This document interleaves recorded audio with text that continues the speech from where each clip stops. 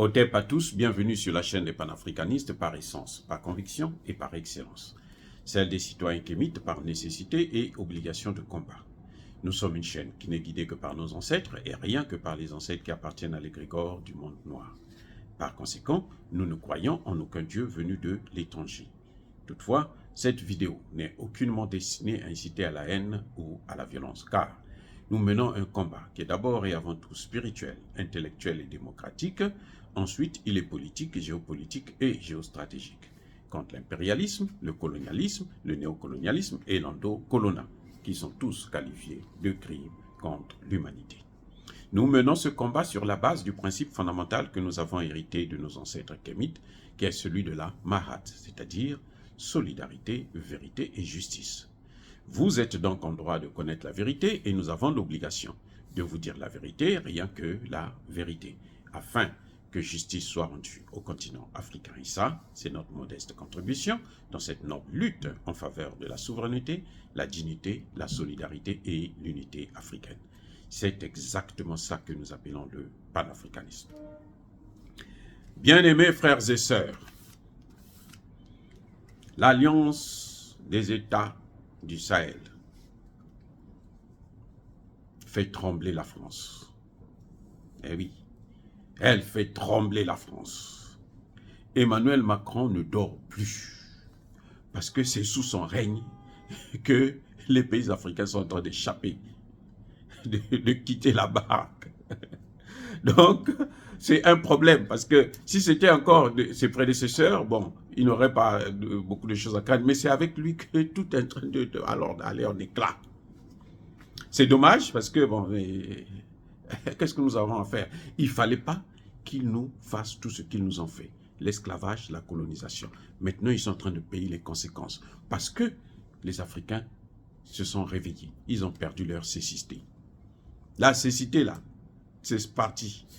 Maintenant, les Africains voient clair, les yeux ouverts, grandement ouverts. Alors, qu'est-ce qui se passe? Vendredi 24 novembre 2023, le directeur général de la BCAO, Banque centrale des États de l'Afrique de l'Ouest, le grand patron, donc après Emmanuel Macron, c'est lui qui commande les finances en Afrique de l'Ouest. Un certain Jean-Claude Cassibrou. Cassibrou, là, on écrit ça avec 2 B, pour vous dire que c'est un grand homme. On écrit son nom avec 2 B, Cassibrou, 2 B. Ah, ça avec un B, ça, il n'est pas trop solide. Donc, il faut mettre 2 B pour qu'on sache que ça, c'est lui le patron. Il est allé se mettre à genoux devant Ibrahim Traoré. Avec un discours d'économiste à la con. Économiste de merde. Il vient et vous dit, oh, vous savez, la croissance. On a malgré tout une bonne croissance, malgré les sanctions, malgré les problèmes. On a sanctionné le Niger, mais le AC là est toujours dans une bonne zone. Les gens sont en train de mourir. Je vous ai dit dans une vidéo, je disais que, vous savez, le Niger faisait une croissance de 11%. Ce qu'eux-mêmes ils appellent croissance à 2 chiffres. 11, 12%. Ah, mais comment ça a dit oui? Mais donc les Nigériens sont devenus des... Non, ils sont toujours parmi les pays les plus pauvres. Parmi les 10 pays les plus pauvres au monde. La croissance à 2 chiffres. Et lui, Jean-Claude Cassibrou, là, il vient aussi avec cette théorie. Oh, la croissance. Eh bien, on a une très bonne croissance. Et c'est bon. Il croit que les gens mangent la croissance. Vous savez, si nous, on comptait sur la croissance, là, on allait être les pays les plus riches au monde. Tous les pays africains, là, font une croissance au moins 5, 10, 10, 15. Tous les pays africains. Mais ce sont les pays les plus pauvres de la planète. Donc, cette théorie économique-là, ce n'est pas une théorie que l'on peut accepter, ce n'est pas une théorie valable. Mais en fait, le vrai problème, ce n'est pas ça. Je vais vous dire pourquoi Kassibrou est venu voir Ibrahim Traoré. Il est venu le voir là. Parce qu'ils ont maintenant peur de l'alliance des États du Sahel. Eh oui, l'EAC fait peur. Monsieur est venu voir le président Ibrahim Traoré pour tenter de dissuader, de créer une monnaie dans cette zone. Le but, c'est de ne pas arriver jusqu'à ce niveau. Sinon, c'est la catastrophe pour la France, leur patron, le propriétaire de cette banque centrale. Eh oui, le but, c'est ça. C'est pour ça que je disais que les gens qui ont peur que c'est difficile de créer une monnaie, non, c'est pas difficile. Vous avez les hommes pour ça, vous avez la connaissance, vous avez des cadres, il suffit de décider et puis c'est fait, c'est réglé. En 3 jours, le professeur Abou, là, c'est le meilleur, actuellement le meilleur économiste au monde. Si le prix Nobel était juste, il aurait le prix Nobel de l'économie.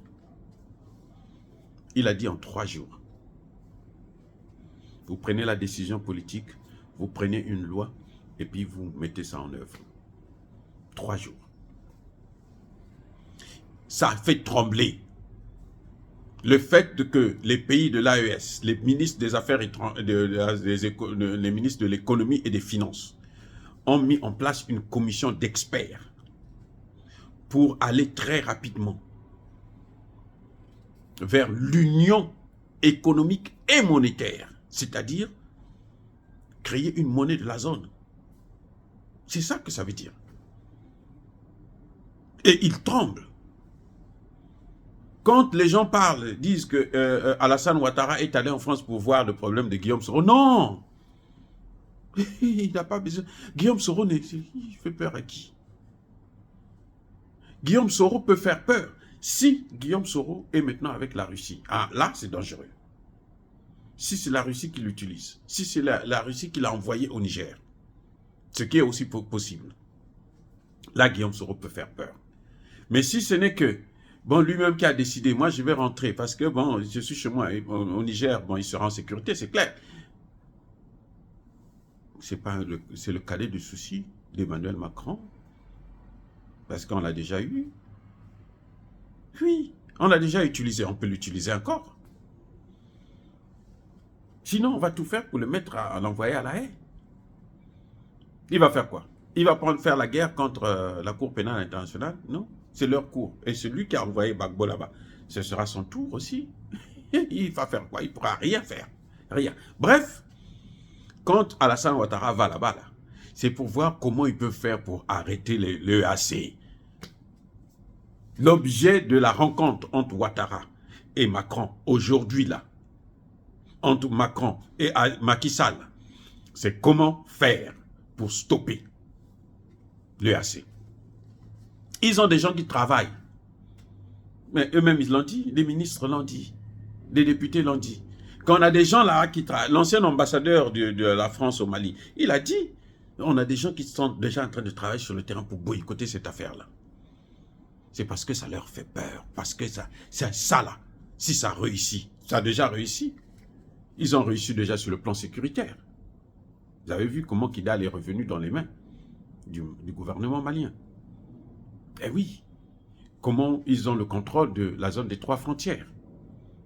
Comment, vous avez vu, à peine hier, hein, ce week-end, comment ils ont neutralisé près de 3000 mercenaires terroristes qui venaient pour occuper la base de Djibo. Donc ils ont gagné la guerre. Maintenant, le problème c'est qu'ils sont en train d'attaquer la deuxième phase, c'est-à-dire l'aspect économique. Et pour ça, ils ont besoin d'une monnaie. Vous ne pouvez pas développer vos pays avec la monnaie des étrangers. Quand même.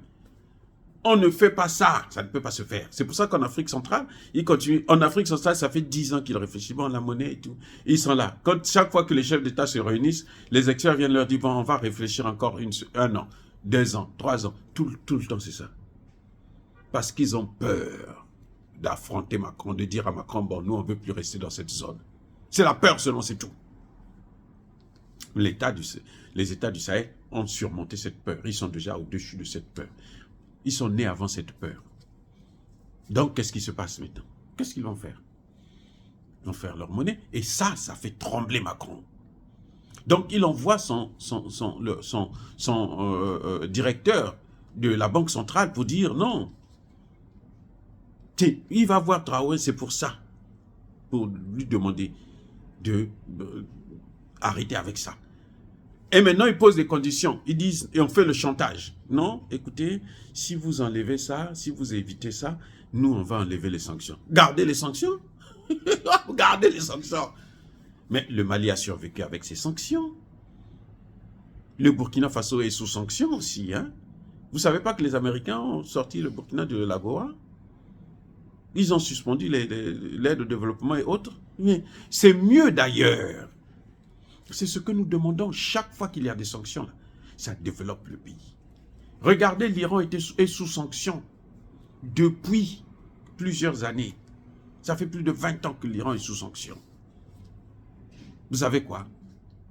Il n'y a que 3 pays qui ont la technologie des missiles intercontinentaux. 4 même. La Russie, la Chine, la Corée du Nord et l'Iran. L'Iran aujourd'hui vous fabrique les meilleurs drones au monde. L'Iran là, les meilleurs drones au monde. C'est moins cher et c'est très efficace. Même quand vous détruisez ça en l'air là, ça tombe quand même, ça fait des dégâts. Qu'est-ce que vous cherchez d'autre? L'Iran aujourd'hui forme plus d'ingénieurs, 2-3 fois plus que la France, que l'Union européenne.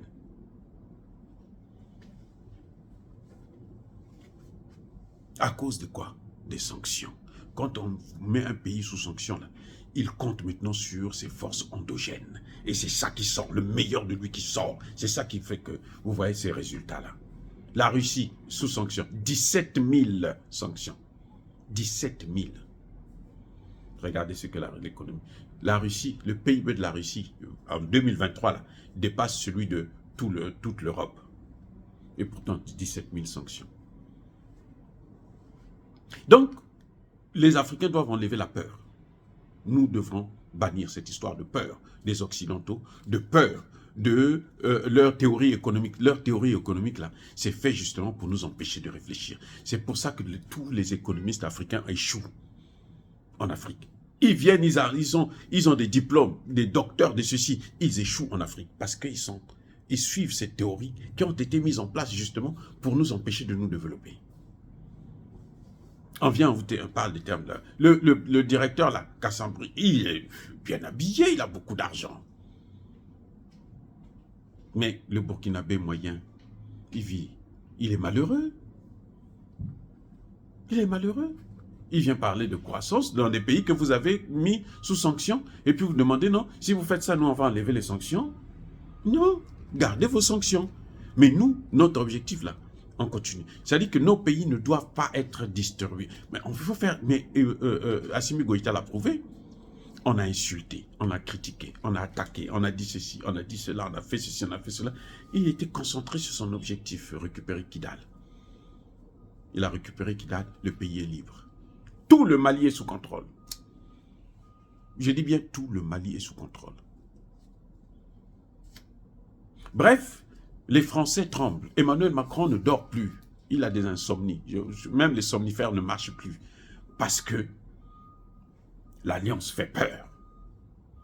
Et je crois que nous devons encourager les États du Sahel d'aller jusqu'au bout de leur logique. Ils sont presque arrivés. Parce que lorsque vous allez toucher, ils ont enlevé, je vous ai toujours dit, la France a 2 piliers en Afrique, les bases militaires et le franc CFA. Ils ont enlevé un pilier déjà. Maintenant, dès qu'ils vont enlever le CFA, les 2 piliers de la France est à genoux. Dire cela, s'inciter à la haine ou à la violence, non. On ne peut pas continuer à être les esclaves des autres. On ne peut pas continuer à être dominé, colonisé, pillé de toutes nos ressources. Et nos enfants continuent à fuir l'Afrique pour aller mourir dans la mer. Bien-aimés frères et sœurs, encore une fois de plus, je persiste et je signe. Soyez bénis. Soyez abondamment bénis par le Dieu des Kémites et par nos ancêtres angélisés. Mais que tous ceux qui persécutent le continent africain le pillent et le déstabilisent, qu'ils soient noirs, blancs, chinois, arabes, indiens, juifs, qui qu'ils soient punis, maudits, foudroyés, neutralisés, écrasés, effacés par ce Dieu des Kémites et par nos ancêtres angélisés. Vive l'Afrique éternelle, j'ai dit et j'assume.